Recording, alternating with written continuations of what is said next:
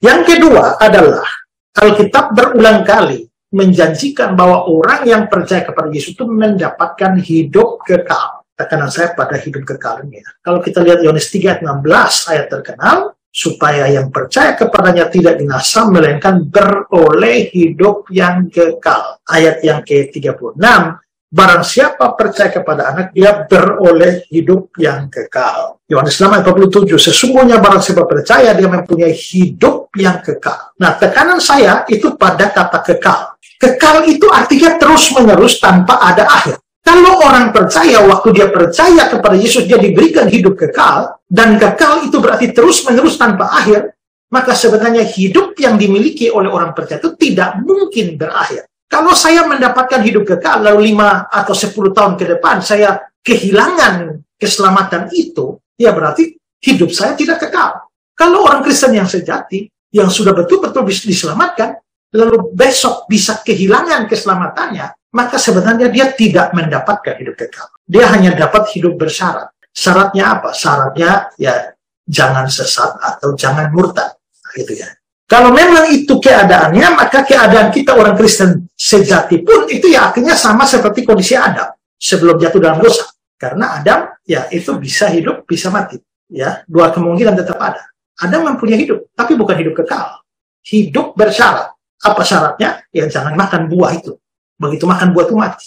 Tapi tidak ada bagian kitab suci manapun yang mengatakan percayalah kepada Tuhan Yesus Kristus dan engkau akan mendapatkan hidup bersyarat. Itu bukan ajaran kitab suci. Ya, kitab suci mengajarkan bahwa yang percaya kepada Yesus mendapat hidup kekal. Kalau itu kekal, maka memang itu tidak mungkin bisa hilang atau berakhir. Louis Berkhof bilang, menurut kitab suci, orang percaya dalam hidup ini mempunyai keselamatan dan hidup kekal. Bisakah kita meneruskan pada anggapan bahwa hidup yang kekal tidak akan bersifat kekal? Tidak bisa. Yang namanya hidup kekal itu harus kekal, harus bersifat kekal. Itu berarti selamanya, tak bisa hilang. Ya. Tapi prinsip yang ditanamkan pada saat ini adalah prinsip yang tidak pernah mati. Dalam setiap orang percaya, suatu kehidupan rohani yang kekal dimulai. Kita semua tidak bertekun dalam kekudusan, maka ada sebagian dari mereka yang ada kehidupan yang benar, tapi tidak kekal. Maka janji itu tidak benar. Ya. Hidup itu hidup kekal, artinya tak bisa hilang. Syukur kepada Tuhan. Jelang tahun kedua, Yayasan Karya Bakti Esra Solo terus berkiprah dan semuanya tidak terlepas dari segala bentuk dukungan dari saudara-saudari simpatisan di seluruh pelosok negeri, bahkan di luar negeri. Karena itu kami begitu bersuka cita dan bersemangat dalam melayani. Dukungan saudara berupa dana telah memberkati begitu banyak pekerjaan Tuhan yang dipercayakan melalui yayasan kami. Pembangunan gedung sekolah Bioba yang masih dalam proses pengerjaan, perluasan wilayah pelayanan mobil pintar dengan dibukanya satu pos baca baru di daerah Kabupaten Kupang dengan jumlah anak binaan kurang lebih 50 orang anak. Program rutin mingguan Esra Soro menjawab. Program ini sudah menjawab sekitar 1.200-an pertanyaan selama 120-an episode berjalan.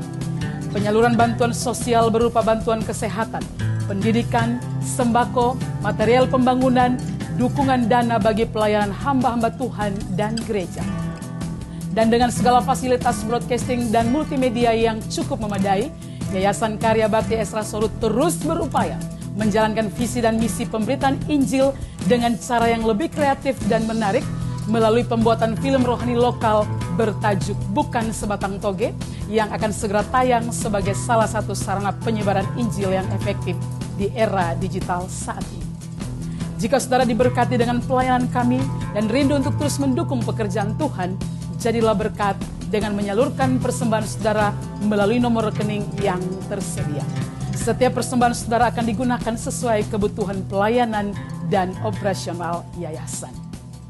Tidak kata terbaik yang dapat kami sampaikan selain limpah terima kasih.